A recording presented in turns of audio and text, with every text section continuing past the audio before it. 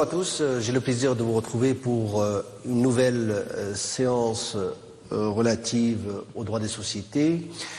La dernière fois, nous avons eu l'occasion d'avoir fait une introduction sur la société de manière générale et nous avons eu l'occasion de mettre en exergue le débat doctrinal sur la nature juridique de la société. Deux courants de pensée entre l'approche contractuelle et l'approche institutionnelle de la société. Nous avons eu l'occasion de développer ces deux courants de pensée, puis un troisième courant de pensée qui insiste sur le fait que la société est de nature mixte et nous le partageons. Nous avons aussi évoqué dans les dernières séances sur la formation du contrat de société. Comme tout contrat, nous avons eu l'occasion de dire que le contrat de société doit respecter à la fois les conditions générales de formation du contrat prévues par l'article 2 du décret d'obligation et contrat et aussi des conditions qui sont spécifiques relatives au contrat de société lui-même, à savoir les associés et les apports. Nous avons ici l'occasion d'évoquer le manquement au respect des conditions de formation qui est en droit sanctionné par la nullité, qui est la sanction de l'inobservation des conditions de formation du contrat. Et nous avons dit que la nullité, contrairement au droit commun, en droit de société, elle est rarement prononcée puisqu'elle a des conséquences juridiques très importantes. Après avoir vu tout cela, aujourd'hui, cette séance est relative sur les règles communes de fonctionnement et de dissolution des sociétés. À compter de l'immatriculation au registre du commerce, les sociétés commerciales jouissent de la personnalité morale, lui conférant ainsi la personnalité juridique. À partir de là, elle a l'aptitude de participer à la vie juridique et en tant que sujet de droit, doté d'une capacité propre, dominée par les principes de spécialité légale et statutaire. Cependant, en tant qu'être collectif, la société commerciale doit organiser la vie de deux acteurs principaux. D'une part, les associés qui lui ont apporté les capitaux et d'autre part, les dirigeants qui la dirigent et qui la représentent. D'abord, s'agissant des règles communes de fonctionnement, il faut savoir qu'au Maroc, les différentes formes de sociétés commerciales fonctionnent selon des modes spécifiques, mais il existe des dispositions communes à la majorité d'entre elles, notamment en ce qui concerne le statut des dirigeants. Quelle que soit sa forme, toute société commerciale est organisée autour de deux pôles. D'une part, les organes de gestion et d'autre part, l'Assemblée générale des associés.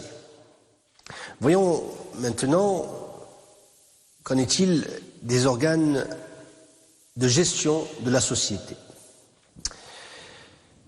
De manière générale, les sociétés commerciales sont dirigées par des organes de gestion spécifiques, variant, suivant la forme sociale. Tantôt, on parle de gérants pour les sociétés en nom collectif, les sociétés en commandite simple et, naturellement, la société à responsabilité limitée. Tantôt, on parlera de conseil d'administration avec un président directeur général ou directeur général pour les sociétés anonymes de type moniste, classique, et de directoire pour les sociétés anonymes de type dualiste. Classiquement, les rapports entre les dirigeants et les associés sont calqués sur le schéma de la représentation civile. Par exemple, le gérant agit au nom et pour le compte de la collectivité des associés. Le gérant serait le mandataire des associés. Il détient des pouvoirs de gestion par la loi, mais il faut savoir que les statuts peuvent les aménager, notamment en prévoyant des limitations statutaires de ses pouvoirs. Le gérant est un organe de la société investi des pouvoirs propres, pouvoirs de gestion et pouvoirs de représentation. En droit des sociétés, le représentant légal est une personne ayant légalement le pouvoir d'engager la société vis-à-vis des tiers. Il agit au nom et pour le compte de la collectivité des associés. Il est lié à la société par un contrat de mandat, mais détient également des pouvoirs de gestion qui lui sont conférés par la loi, bien que les statuts puissent les aménager. Les pouvoirs des organes de gestion se présentent à peu près dans les mêmes conditions pour toutes les sociétés. Dans leurs pouvoirs, deux rapports à distinguer, les uns vis-à-vis de avec les tiers, les uns vis-à-vis avec les tiers, et les autres avec les associés. D'abord, dans les rapports avec les tiers, il faut savoir que les représentants légaux ont le pouvoir d'engager la société dans la limite de l'objet social.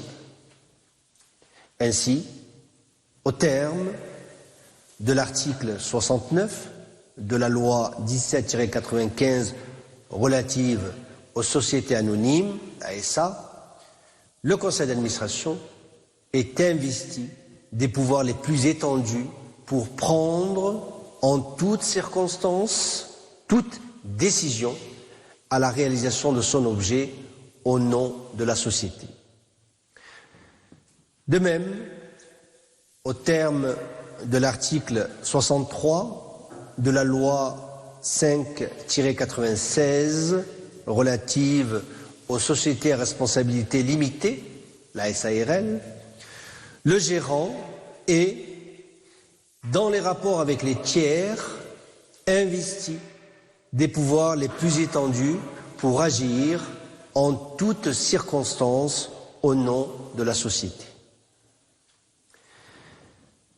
Tous les actes des dirigeants sociaux de ces sociétés qui dépasseraient les limites de l'objet social engagent malgré tout la société auprès des tiers de bonne foi.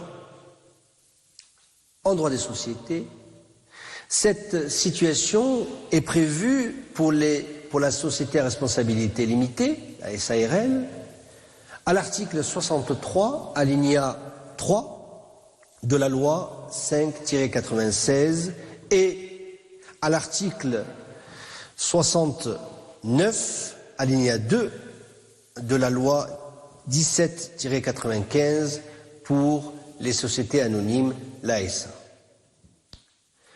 Par ailleurs, et concernant toutes les sociétés commerciales, Il est possible que les statuts limitent les pouvoirs des dirigeants en prévoyant par exemple que certains actes de gestion jugés importants seront assujettis à l'autorisation préalable de la collectivité des associés.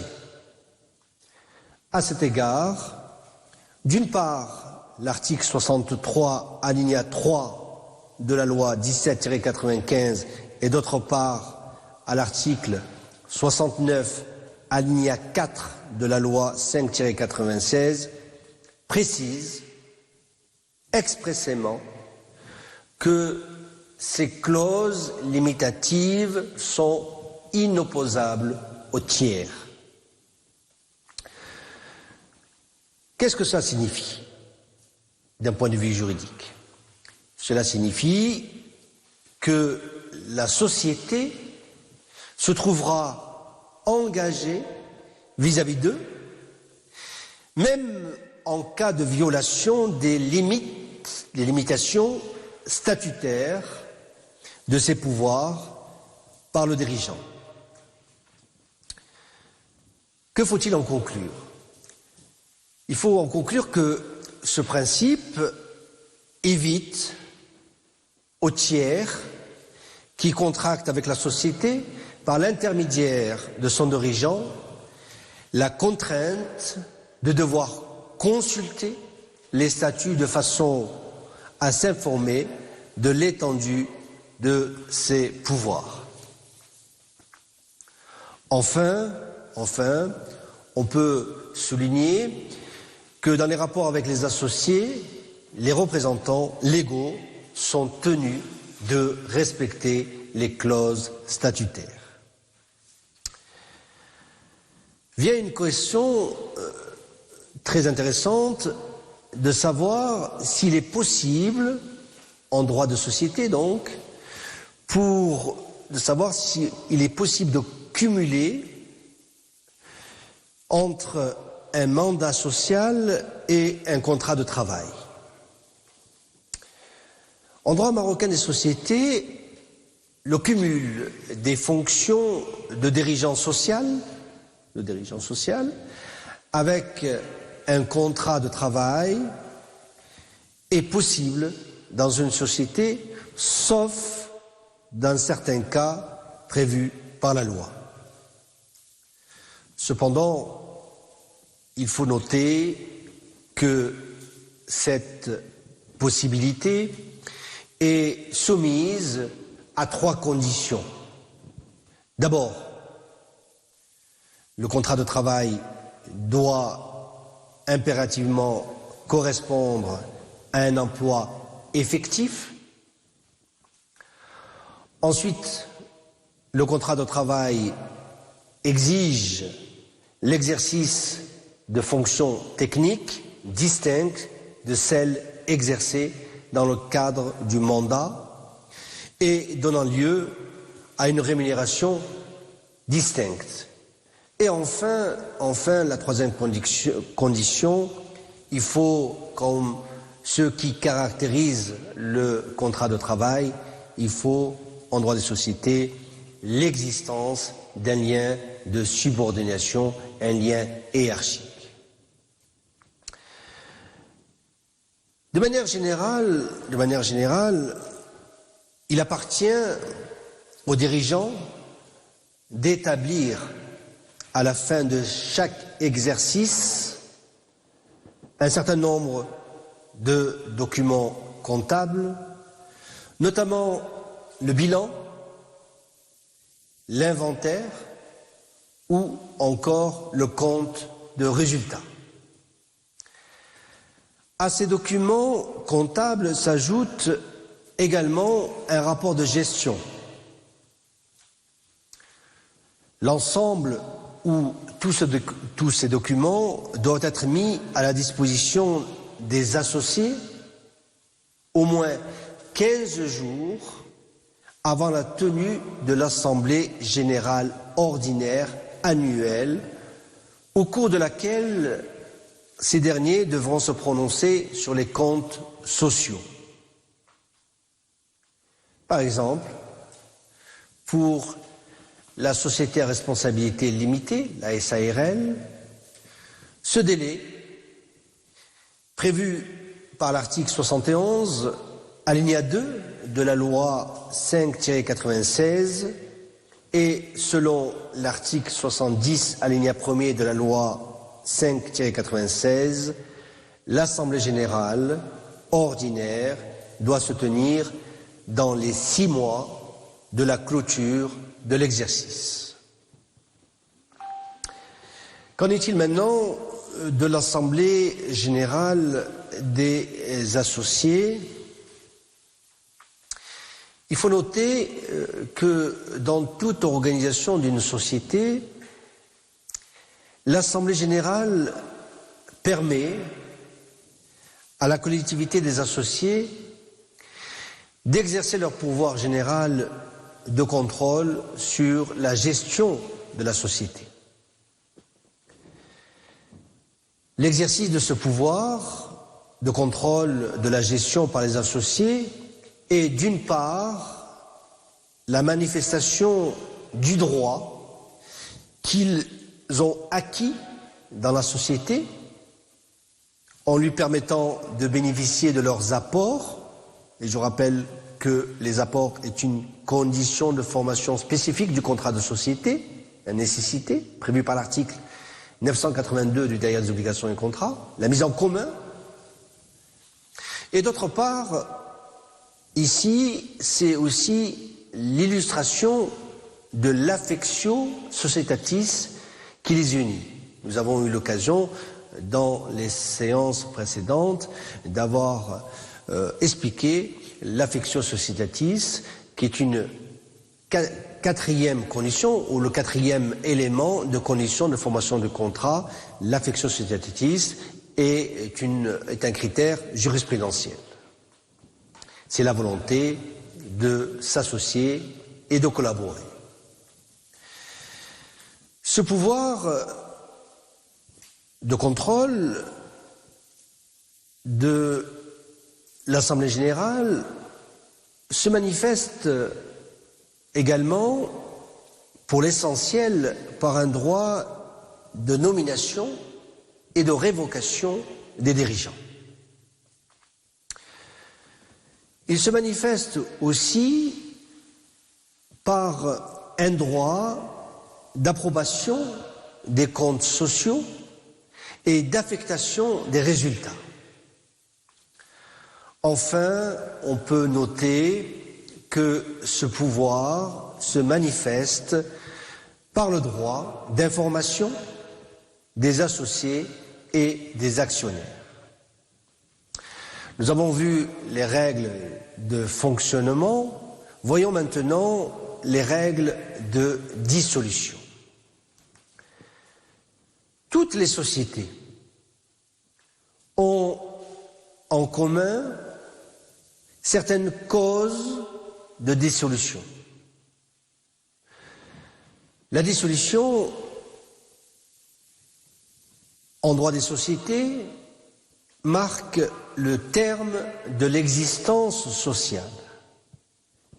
Aussi, les liens qui unissaient les associés se dénouent et la personnalité morale s'éteint.